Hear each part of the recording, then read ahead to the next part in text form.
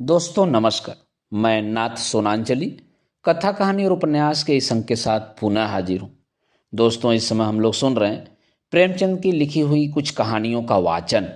इस कड़ी में आज लीजिए सुनिए प्रेमचंद की लिखी हुई एक बहुत ही मशहूर कहानी दो बहनों का वाचन मेरे अर्थात नाथ सोनांचली के स्वर में।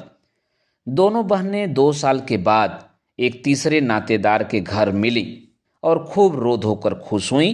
तो बड़ी बहन रूप कुमारी ने देखा कि छोटी बहन राम दुलारी सिर से पांव तक गहनों से लदी हुई है। कुछ उसका रंग खुल गया है, स्वभाव में कुछ गरिमा आ गई है और बातचीत करने में ज़्यादा चतुर हो गई है।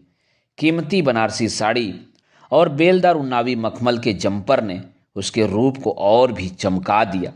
वही राम दुलारी लड़कपन में उसके सिर के बाल खोले फूहड़ से इधर उधर खेला करती थी। अंतिम बार रूप कुमारी ने उसे उसके विवाह में देखा था 2 साल पहले। तभी उसकी शकल सूरत में कुछ ज्यादा अंतर न हुआ था। लंबी तो हो गई थी मगर थी उतनी ही दुबली, उतनी ही फूहड़, उतनी ही मंद बुद्धि, जरा जरा सी बात पर उठने वाली। मगर आज तो कुछ हालत ही और थी, जैसे कली खिल गई हो। और यह रूप इसने छिपा कहाँ रखा था? नहीं, आंखों को धोखा हो रहा है। यह रूप नहीं, केवल आंखों को लुभाने की शक्ति है। रेशम और मखमल और सोने के बल पर वह रूपरेखा थोड़े ही बदल जाएगी, फिर भी आंखों में समाई जाती है। 50 स्त्रियां जमा हैं मगर यह आकर्षण, यह जादू और किसी में नहीं। कहीं आईना मिलता तो वह जरा अपनी सूरत भी देखती। घर से चलते समय उसने आईना देखा था। अपने रूप को चमकाने के लिए जितना शान चढ़ा सकती थी उससे कुछ और अधिक ही चढ़ाया था। लेकिन अब वह सूरत जैसे स्मृति से मिट गई है। उसकी धुंधली सी परछाई भर हृदय पट पर है। उसे फिर से देखने के लिए वह बेकरार हो रही है। वह अब तुलनात्मक दृष्टि से देखेगी। राम दुलारी में वह आकर्षण कहाँ से आया, इस रहस्य का पता लगाएगी। यूं तो उसके पास मेकअप की सामग्रियों के साथ छोटा सा आईना भी है, लेकिन भीड़ भाड़ में वह आईना देखने या बनाव श्रृंगार की आदि नहीं है। ये औरतें दिल में न जाने क्या समझें। मगर यहाँ कोई आईना तो होगा ही, ड्राइंग रूम में जरूर ही होगा। वह उठकर ड्राइंग रूम में गई और कद्दे आदम शीशे में अपनी सूरत देखी। वहां इस वक्त कोई और न था। मर्द बाहर सहन में थे, औरतें गाने बजाने में लगी हुई थी। उसने आलोचनात्मक दृष्टि से एक एक अंग को, अंगों के एक एक विन्यास को देखा। उसका अंग विन्यास, उसकी मुख छवि निष्कलंक है, मगर वह ताजगी, वह मादकता, वह माधुर्य नहीं है। हाँ, नहीं है। वह अपने को धोखे में नहीं डाल सकती। कारण क्या है? यही कि राम दुलारी आज खिली है। उसे खिले जमाना हो गया, लेकिन इस ख्याल से उसका चित्त शांत नहीं होता। वह राम दुलारी से हेठी बनकर नहीं रह सकती। ये पुरुष भी कितने गावदी होते हैं, किसी में भी सच्चे सौंदर्य की परख नहीं। इन्हें तो जवानी और चंचलता और हाव भाव चाहिए। आंखें रहकर भी अंधे बनते हैं। भला इन बातों का आपसे क्या संबंध है? ये तो उम्र के तमाशे हैं।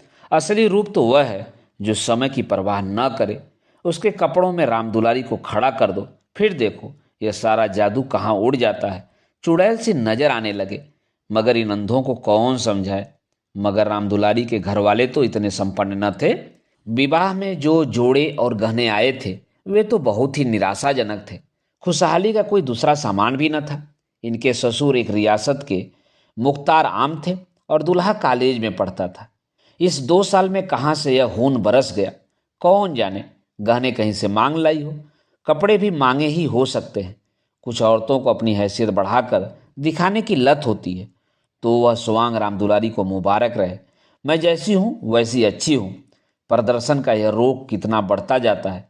घर में रोटियों का ठिकाना नहीं है। मर्द 25-30 रुपए पर कलम घिस रहा है, लेकिन देवी जी घर से निकलेंगी तो इस तरह बन ठन कर मानो कहीं की राजकुमारी हैं। बिसातियों के और दर्जियों के तकाजे सहेंगी, बजाज के सामने हाथ जोड़ेंगी, शौहर की घुड़कियां खाएंगी, रोएंगी, रूठेंगी, मगर प्रदर्शन के उन्माद को नहीं रोकती।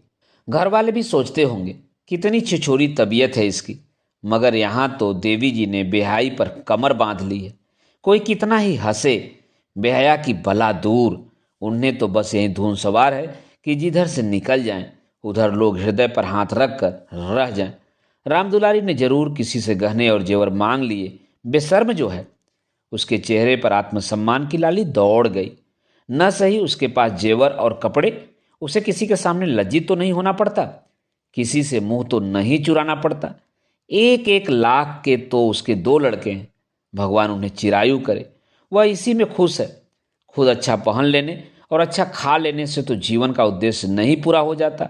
उसके घर वाले गरीब हैं, पर उनकी इज्जत तो है। किसी का गला तो नहीं दबाते, किसी का सांप तो नहीं लेते। इस तरह अपने मन को ढांढस देकर वह फिर बरामदे में आई तो राम दुलारी ने जैसे उसे दया की आंखों से देखकर कहा, जीजा जी की कुछ तरक्की वरक्की हुई कि नहीं बहन, या अभी तक वहीं 75 रुपए पर कलम घिस रहे हैं? राजकुमारी की देह में आग सी लग गई। ओह ओह, बाहर दिमाग, मानो इसका पति लाठी तो है। अकड़ कर बोली, तरक्की क्यों नहीं हुई? अब 100 के ग्रेड में हैं। आजकल यह भी गनीमत है। नहीं, अच्छे अच्छे एमए पासों को देखती हूँ कि कोई टके को भी नहीं पूछता। तेरा शौहर तो अभी बीए में होगा। राम दुलारी ने नाक सिकोड़कर कहा, उन्होंने तो पढ़ना छोड़ दिया बहन। पढ़कर औकात खराब करना था और क्या। एक कंपनी के एजेंट हो गए हैं। अब 250 रुपये माहवार पाते हैं, कमीशन ऊपर से। 5 रुपये रोज सफर खर्च के भी मिलते हैं। यह समझ लो कि 500 का औसत पड़ जाता है। 150 माहवार तो उनका निज का खर्चा है बहन। ऊंचे ओहदे के लिए अच्छी हैसियत भी तो चाहिए।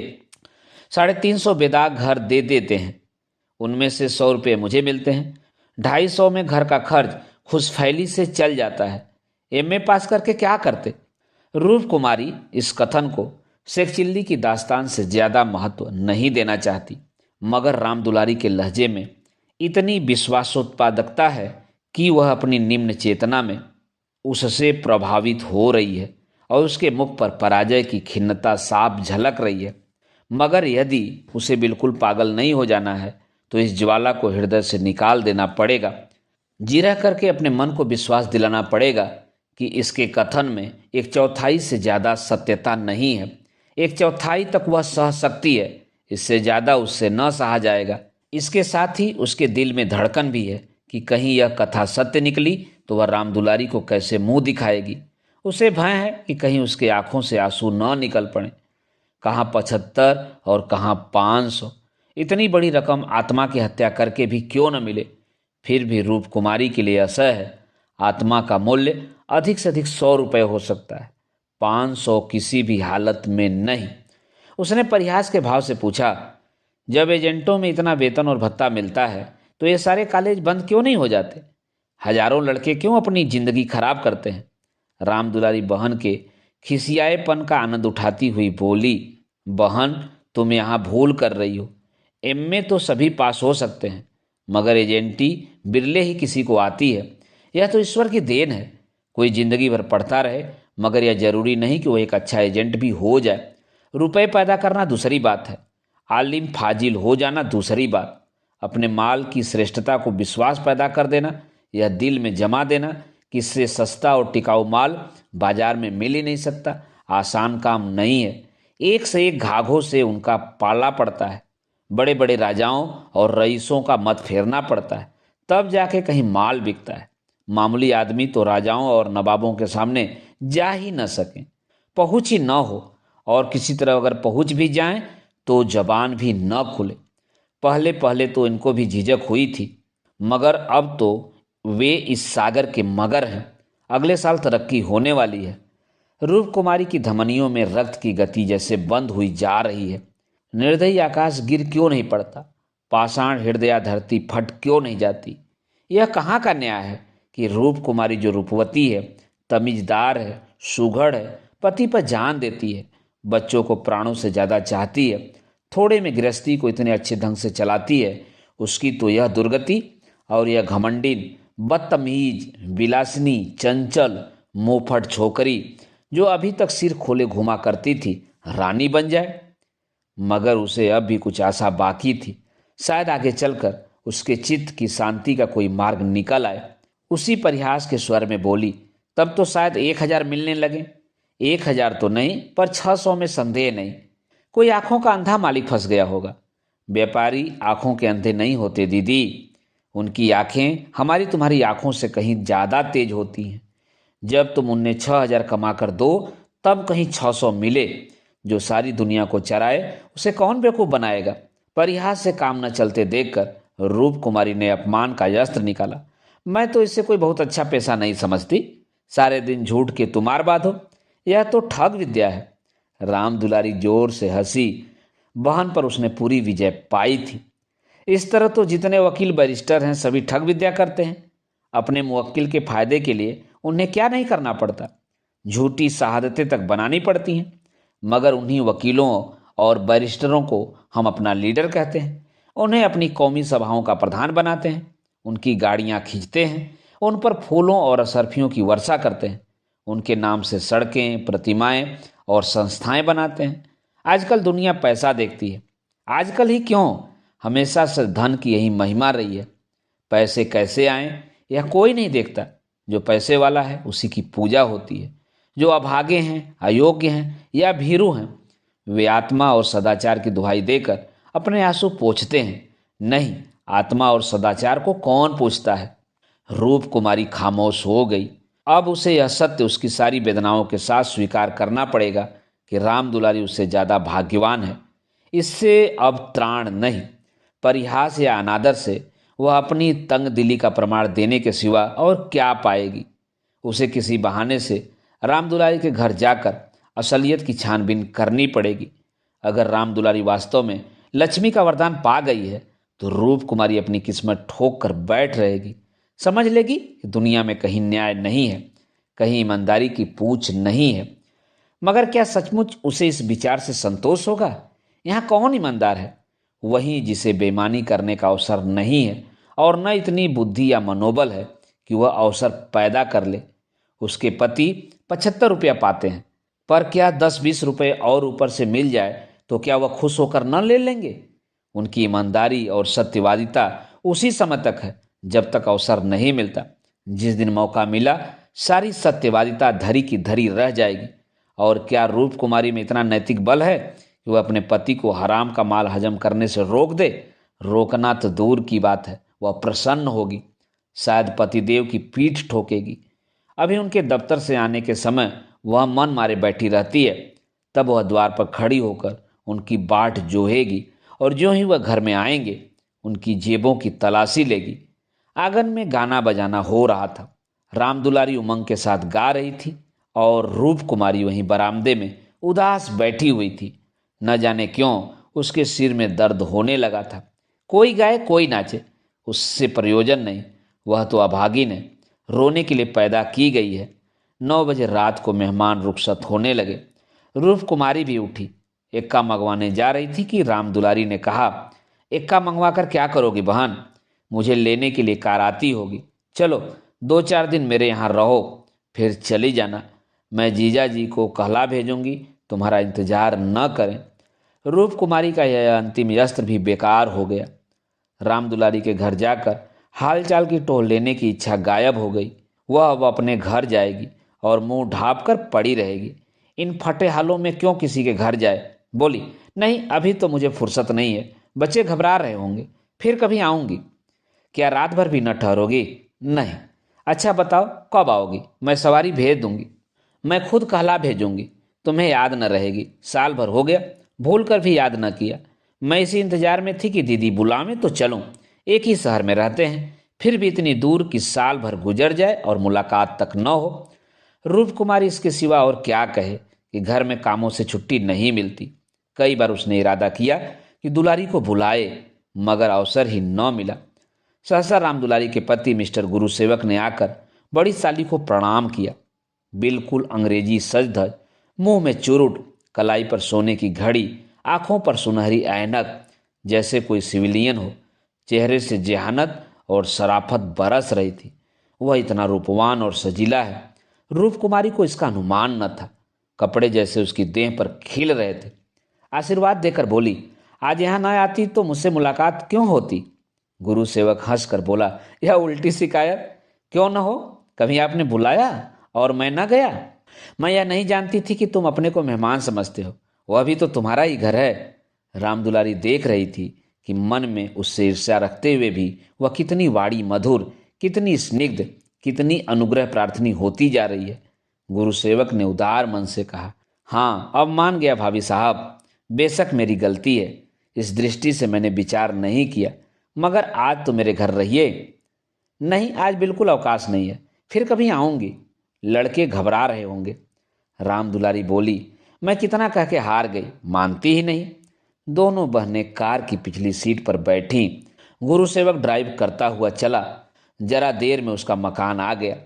राम दुलारी ने फिर बहन से उतरने के लिए आग्रह किया, पर वह न मानी। लड़के घबरा रहे होंगे। आखिर राम दुलारी उससे गले मिलकर अंदर चली गई। गुरु सेवक ने कार बढ़ाई। रूप कुमारी ने उड़ती हुई निगाह से राम दुलारी का मकान देखा और वह ठोस सत्य एक सलाखा की भांति उसके कलेजे में चुभ गया। कुछ दूर चलकर गुरुसेवक बोला, भाभी मैंने तो अपने लिए अच्छा रास्ता निकाल लिया, अगर 2-4 साल इसी तरह काम चलता रहा तो आदमी बन जाऊंगा। रूप कुमारी ने सहानुभूति के साथ कहा, रामदुलारी ने मुझसे बताया था, भगवान करे जहां रहो खुश रहो, मगर जरा हाथ पैर संभाल के रहना। मैं मालिक की आंख बचाकर एक पैसा भी लेना पाप समझता हूँ भाभी। दौलत का मजा तो तभी है कि ईमान सलामत रहे। ईमान खोकर पैसे मिले तो क्या, मैं ऐसी दौलत को त्याज समझता हूँ। और आंख किसकी बचाऊं? सब सियाद सफ़ेद तो मेरे हाथ में है। मालिक तो रहा नहीं, केवल उसकी बेवा है। उसने सब कुछ मेरे हाथ में छोड़ रखा है। मैंने उसका कारोबार संभाल न लिया होता तो सब कुछ चौपट हो जाता। मेरे सामने तो मालिक सिर्फ 3 महीने ही जिंदा रहे, मगर आदमी को परखना खूब जानते थे। मुझे 100 रुपया पर रखा और 1 महीने में 200 कर दिया। आप लोगों की दुआ से पहले ही महीने में मैंने 12,000 रुपये का काम किया था। क्या काम करना पड़ता है? रूप कुमारी ने बिना किसी उद्देश्य के पूछा। वही मशीनों के एजेंटी, तरह तरह के मशीनें मंगाना और बेचना, ठंडा जवाब था। रूप कुमारी का मनहूस घर आ गया। द्वार पर एक लालटेन टिमटिमा रही थी। उसके पति उमानाथ द्वार पर टहल रहे थे, मगर रूप कुमारी ने गुरु सेवक से उतरने के लिए आग्रह नहीं किया। एक बार शिष्टाचार के नाते कहा जरूर, पर जोर नहीं दिया, और उमानाथ तो गुरु सेवक से मुखातिब भी न हुए। रूप कुमारी को वह घर अब कब्रिस्तान सा लग रहा था, जैसे फूटा हुआ भाग्य हो। न कहीं फर्श, न फर्नीचर, न गमले। 2-4 टूटी टाटी तिपाइयाँ, एक लंगड़ी मेज, 4-5 पुरानी धुरानी खाटें, यही उस घर की विसात थी। आज सुबह तक रूप कुमारी इसी घर में खुश थी, लेकिन अब यह घर उसे काटे खा रहा था। लड़के अम्मा अम्मा करके दौड़े, मगर उसने दोनों को झिझक दिया। उसके सिर में दर्द है, वह किसी से न बोलेगी, कोई उसे न छेड़े। अभी घर में खाना नहीं पका, पकाता कौन? लड़कों ने तो दूध पी लिया है, किंतु उमानाथ ने कुछ नहीं खाया। इस इंतजार में थे कि रूप कुमारी आए तो पकाए, पर रूप कुमारी के सिर में दर्द है, मजबूर होकर बाजार से पूरियां लानी पड़ेंगी। रूप कुमारी ने तिरस्कार के स्वर में कहा, तुम अब तक मेरा इंतजार क्यों करते रहे? मैंने तो खाना पकाने की नौकरी नहीं लिखाई है, और जो रात को वहीं रह जाती। आखिर तुम कोई महाराजिन क्यों नहीं रख लेते? क्या जिंदगी भर मुझी को पीसते रहोगे? उमानाथ ने उसकी तरफ आहत होकर विस्मय की आंखों से देखा। उसके बिगड़ने का कोई कारण उनकी समझ में नहीं आया। रूप कुमारी से उन्होंने हमेशा निरापद सहयोग पाया है। निरापद ही नहीं, सहानुभूतिपूर्ण भी।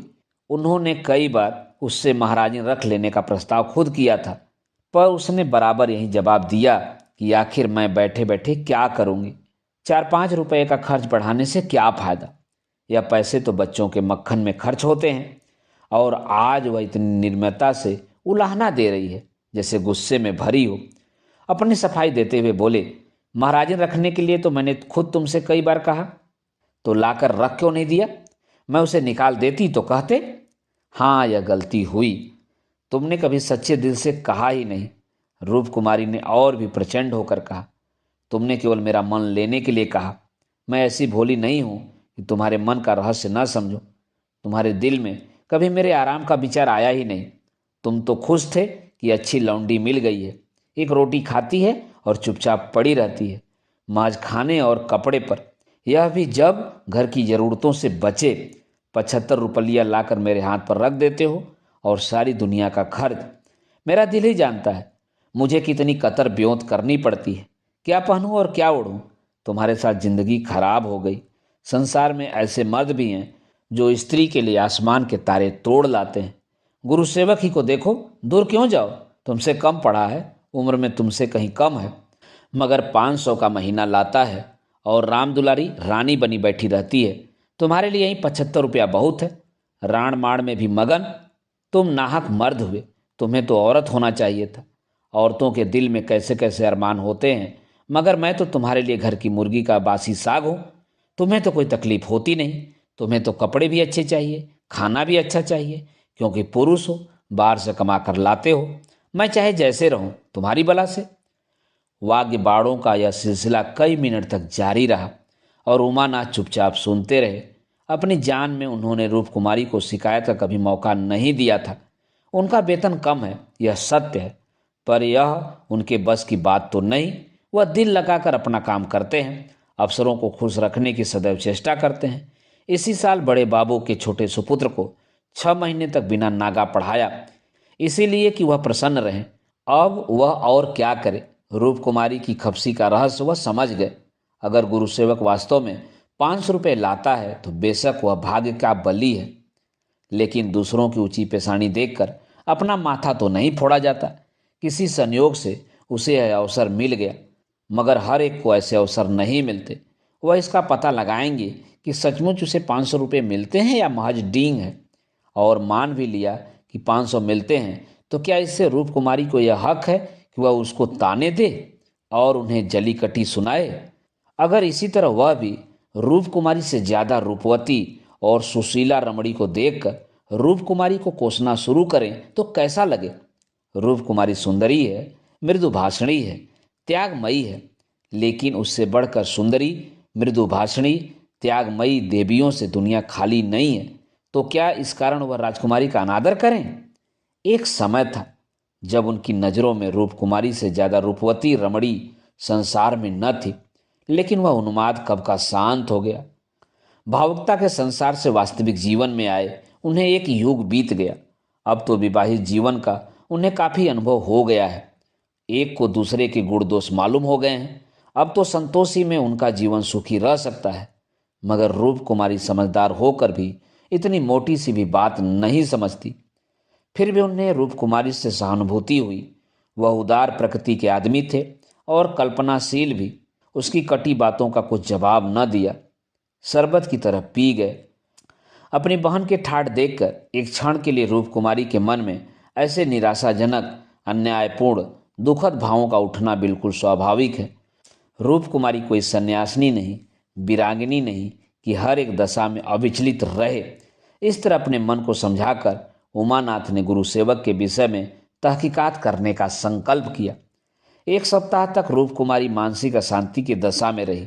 बात बात पर झुंझलाती, लड़कों को डांटती, पति को कोसती, अपने नसीबों को रोती। घर का काम तो करना ही पड़ता था, लेकिन अब इस काम में उसे आनंद न आता था। बेगार सी टालती थी। घर की जिन पुरानी धुरानी चीजों से उसका आत्मीय संबंध सा हो गया था, जिनकी सफाई और सजावट में वह व्यस्त रहा करती थी, उनकी तरफ वह अब आंख उठाकर भी न देखती। घर में एक ही खितमगार था। उसने जब देखा बहूजी घर की तरफ से खुद ही लापरवाह हैं, तो उसे क्या गरज थी कि सफाई करता। जो चीज जहां पड़ी थी वहीं पड़ी रहती, कौन उठाकर ठिकाने से रखे। बच्चे माँ से बोलते डरते थे और उमानाथ तो उसके साये से भागते थे। जो कुछ सामने थाली में आ जाता उसे पेट में डाल लेते और दफ्तर चले जाते। दफ्तर से लौटकर दोनों बच्चों को साथ ले लेते और कहीं घूमने निकल जाते। रूप कुमारी से कुछ कहना बारूद में दिया सलाई लगाना था। हाँ, उनकी यह तहकीकात जारी थी। एक दिन उमानाथ दफ्तर से लौटे तो उनके साथ गुरु सेवक भी थे। रूप कुमारी ने आज कई दिनों के बाद परिस्थिति से सहयोग कर लिया था और इस वक्त झाड़न लिए कुर्सियां और तिपाइयां साफ कर रही थी कि गुरु सेवक ने अंदर पहुंचकर सलाम किया। रूप कुमारी दिल में कट गई। उमानाथ पर ऐसा क्रोध आया कि उसका मुंह नोच ले। इन्हें लाकर यहाँ क्यों खड़ा कर दिया? न कहना न सुनना, बस बुला लाए। उसे इस दशा में देखकर गुरु सेवक दिल में क्या कहता होगा, मगर इन्हें अकल आई ही कब थी। वह अपना पर्दा ढाकती फिरती है और आप उसे खोले फिरते हैं। जरा भी लज्जा नहीं है, जैसे बेहाई का बाना पहन लिया है। बरबस उनका अपमान करते हैं। न जाने उसने उनका क्या बिगाड़ा है। आशीर्वाद देकर कुशल समाचार पूछा और कुर्सी रख दी। गुरु सेवक ने दौड़ते हुए कहा, आज भाई साहब ने मेरी दावत की है। मैं उनकी दावत पर तो न आता था, लेकिन जब उन्होंने कहा तुम्हारी भाभी का कड़ा तकाजा है, तब मुझे समय निकालना पड़ा था। रूप कुमारी ने बात बनाई, घर का कलह छिपाना पड़ा। तुमसे उस दिन कुछ बातचीत न हो पाई, जी लगा हुआ था। गुरु सेवक ने कमरे के चारों तरफ नजर दौड़ाकर कहा, इस पिंजड़े में तो आप लोगों को बड़ी तकलीफ होती होगी। रूप कुमारी को ज्ञात हुआ यह युवक कितना सुरुचिहीन, कितना अरसिक है। दूसरों के मनोभावों का आदर करना जैसे जानता ही नहीं। इसे इतनी भी बात नहीं मालूम कि दुनिया में सभी भाग्यशाली नहीं होते, लाखों में एक ही कहीं भाग्यवान निकलता है। और उसे भगवान ही क्यों कहा जाए? जहाँ बहुतों को दाना न मयस्सर हो, वहाँ थोड़े से आदमियों के भोग विलास में कौन सा सौभाग्य। जहाँ बहुत से आदमी भूखों मर रहे हो, वहाँ दो चार आदमी मोहन भोग उड़ाएं तो यह उनकी बेहाई और हृदयहीनता है, सौभाग्य कभी नहीं। कुछ चिढ़कर बोली, पिंजड़े में निरीह पक्षी रहते हैं, कटघरा तो घातक जंतुओं का ही निवास स्थान है। गुरु सेवक शायद यह संकेत न समझ सका, बोला, मेरा तो इस घर में दम घुट जाए। मैं आपके लिए अपने घर के पास ही एक मकान ठीक कर दूंगा, खूब लंबा चौड़ा। आपसे कुछ किराया न लिया जाएगा। मकान हमारी मालकिन का है। मैं भी उसी के एक मकान में रहता हूँ। सैकड़ों मकान है उनके पास, सैकड़ों, सब मेरे अख्तियार में है। जिसे जो मकान चाहूँ दे दूँ, मेरे अख्तियार में है। किराया लूँ या न लूँ, मैं आपके लिए सबसे अच्छा मकान ठीक करूँगा। मैं आपका बहुत अदब करता हूँ। रूप कुमारी समझ गई महाशय इस वक्त नशे में हैं। अभी वो बहक रहे हैं। अब उसने गौर से देखा तो उनकी आंखें सिकुड़ गई थी, गाल कुछ फूल गए थे, जबान भी लड़खड़ाने लगी थी। एक जवान खूबसूरत शरीफ चेहरा कुछ ऐसा सेखीबाज और निर्लज हो गया था कि उसे देखकर घृणा होती थी। उसने एक क्षण बाद फिर बहकना शुरू किया, मैं आपका बहुत अदब करता हूँ। जी हाँ, आप मेरी भाभी हैं। आपके लिए मेरी जान हाजिर है। आपके लिए एक मकान नहीं 100 मकान तैयार है। मैं मिसेज लोहिया का मुख्तार हूँ। सब कुछ मेरे हाथ में है, सब कुछ। मैं जो कुछ कहता हूँ वो आंखें बंद करके मंजूर कर लेती है। मुझे अपना बेटा समझती है। मैं उसकी सारी जायदाद का मालिक हूँ। मिस्टर लोहिया ने मुझे 20 रुपये पर रखा था, 20 रुपये पर। वह बड़ा मालदार था, मगर किसी को नहीं मालूम उसकी दौलत कहाँ से आती थी, किसी को नहीं मालूम। मेरे सिवा कोई नहीं जानता। वह खुफिया फरोश था, किसी से कहना नहीं। वह चोरी से कोकीन बेचता था, लाखों की आमदनी थी उसकी। अब वही व्यापार मैं करता हूँ। हर शहर में हमारे खुफिया एजेंट हैं। मिस्टर लोहिया ने मुझे इस फन में उस्ताद बना दिया। जी हाँ, मजाल नहीं कि कोई मुझे गिरफ्तार कर ले। बड़े बड़े अफसरों से मेरा याराना है। उनके मुंह में नोटों के पुलिंदे ठूस ठूस कर उनकी आवाज़ बंद कर देता हूँ। कोई चू नहीं कर सकता। दिन दिहाड़े बेचता हूँ, हिसाब में लिखता हूँ। 1000 रिश्वत दी, देता हूँ 500, बाकी यारों का है। बेदरेग रुपए आते हैं और बेदरेग खर्च करता हूँ। बुढ़िया को तो राम नाम से मतलब है। 70 चूहे खा के अब हज करने चली है। कोई मेरा हाथ पकड़ने वाला नहीं, कोई बोलने वाला नहीं। जेब से नोटों का एक बंडल निकाल कर, यह आपके चरणों की भेंट है। मुझे दुआ दीजिए कि इसी शान से जिंदगी कट जाए। जो आत्मा और सदाचार के उपासक हैं, उन्हें कुबेर लाते मारता है। लक्ष्मी उनको पकड़ती है जो उनके लिए अपना दीन और ईमान सब कुछ छोड़ने को तैयार हैं। मुझे बुरा न कहिए, मैं कौन मालदार हूँ। जितने धनी हैं वे सब के सब लुटेरे हैं, पक्के लुटेरे, डाकू। कल मेरे पास रुपए हो जाएं और मैं एक धर्मशाला बनवा दूं, फिर देखिए मेरी कितनी वाह वाह होती है। कौन पूछता है मुझे दौलत कहाँ से मिली। जिस महात्मा को कहिए बुलवा कर उससे प्रशंसा करवा लूं। मिस्टर लोहिया को महात्माओं ने धर्मभूषण की उपाधि दी थी। इन स्वार्थी पेट के बंदरों ने उस बुढ़े को, जिससे बड़ा कुकर्मी संसार में कोई दूसरा न होगा। यहाँ तो लूट है। एक वकील आधा घंटा बहस करके 500 मार लेता है। एक डॉक्टर जरा सा नस्तर लगाकर 1000 सीधा कर लेता है। एक जुआरी स्पेकुलेशन में एक एक दिन में लाखों का वारा न्यारा करता है। अगर उनकी आमदनी जायज़ है तो मेरी आमदनी भी जायज़ है। जी हाँ, जायज़ है। मेरी निगाह में बड़े से बड़े मालदार की भी कोई इज्जत नहीं। मैं जानता हूँ वह कितना बड़ा हथकंडेबाज है। यहाँ जो आदमी आंखों में धूल झोंक सके वही सफल है। गरीबों को लूट कर मालदार हो जाना समाज की पुरानी परिपाटी है। मैं भी वही करता हूँ जो दूसरे करते हैं। जीवन का उद्देश्य ऐसा करना, खूब लूटूंगा, खूब ऐश करूंगा और बुढ़ापे में खूब खैरात करूंगा और एक दिन लीडर बन जाऊंगा। कहिए गिना दूं यहाँ कितने लोग जुआ खेल खेल कर करोड़पति हो गए, कितने औरतों का बाजार लगाकर करोड़पति हो गए। सहसा उमानाथ ने आकर कहा, मिस्टर गुरुसेवक क्या कर रहे हो, चलो चाय पी लो, ठंडी हो रही है। गुरुसेवक ऐसा हड़बड़ा उठा मानो अपने सचेत रहने का प्रमाण देना चाहता हो, मगर पांव लड़खड़ाए और जमीन पर गिर पड़ा। फिर संभल कर उठा और झूमता झूमता ठोकरे खाता बाहर चला गया। रूप कुमारी ने आज़ादी की सांस ली। यहाँ बैठे बैठे उसे हौले दिल सा हो रहा था। कमरे की हवा जैसे कुछ भारी हो गई थी।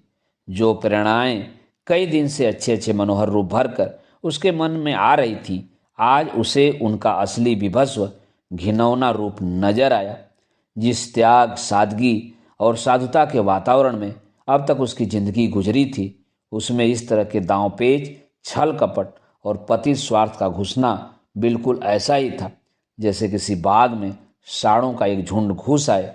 इन दामों में वह दुनिया की सारी दौलत और सारा ऐश खरीदने को तैयार न हो सकती थी। नहीं, अब राम दुलारी के भाग्य से अपने भाग्य का बदला न करेगी।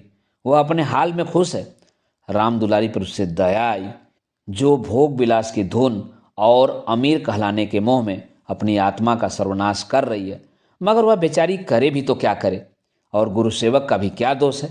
जिस समाज में दौलत पूजती है, जहाँ मनुष्य का मोल उसके बैंक अकाउंट और टीम टाम से आका जाता है, जहाँ पग पग पर प्रलोभनों का जाल बिछा हुआ है और समाज की कुव्यवस्था आदमी में ईर्ष्या, द्वेष, अपहरण और नीचता के भावों को उकसाती और उभारती रहती है, गुरुसेवक और राम दुलारी उस जाल में फंस जाएं, उस प्रवाह में बह जाएं, तो कोई अचरज नहीं। उसी वक्त उमानाथ ने आकर कहा, गुरुसेवक यहाँ बैठा बैठा क्या बहक रहा था? मैंने तो उसे विदा कर दिया।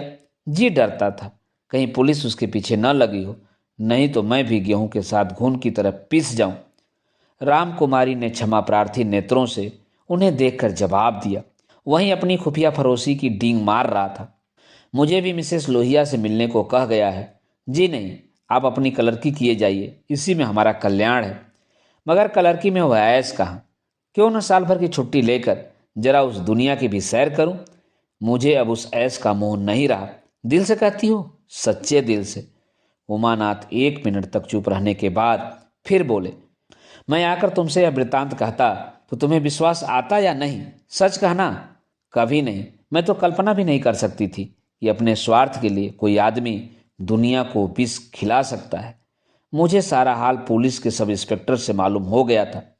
मैंने उसे खूब शराब पिला दी थी कि नशे में बहकेगा जरूर और सब कुछ खुद उगल देगा। ललचता तो तुम्हारा जी भी था। हाँ, ललचता तो था और अब भी ललच रहा है, मगर ऐश करने के लिए जिस हुनर की जरूरत है वह कहाँ से लाऊंगा? ईश्वर न करे वह हुनर तुम में आए। मुझे तो उस बेचारे पर तरस आती है। मालूम नहीं खैरियत से घर पहुंच गया या नहीं। उसकी कार थी, कोई चिंता नहीं। रूप कुमारी एक क्षण जमीन की तरफ ताकती रही, फिर बोली, तुम मुझे दुलारी के घर पहुंचा दो। अभी शायद मैं उसकी कुछ मदद कर सकूं। जिस बाग की वह सैर कर रही है, उसके चारों तरफ निशाचर घात लगाए बैठे हैं, शायद मैं उसे बचा सकूं। उमानाथ ने देखा उसकी छवि कितनी दया पुलकित हो उठी है। दोस्तों, अभी आप सुन रहे थे प्रेमचंद की लिखी हुई एक कहानी दोनों बहनें का वाचन मेरे अर्थात ना सोनांचली के स्वर में। दोस्तों, और भी किस्से, कहानी और उपन्यास सुनने के लिए आप मेरे साथ जुड़े रहें कथा कहानी और उपन्यास के साथ। धन्यवाद। नमस्कार।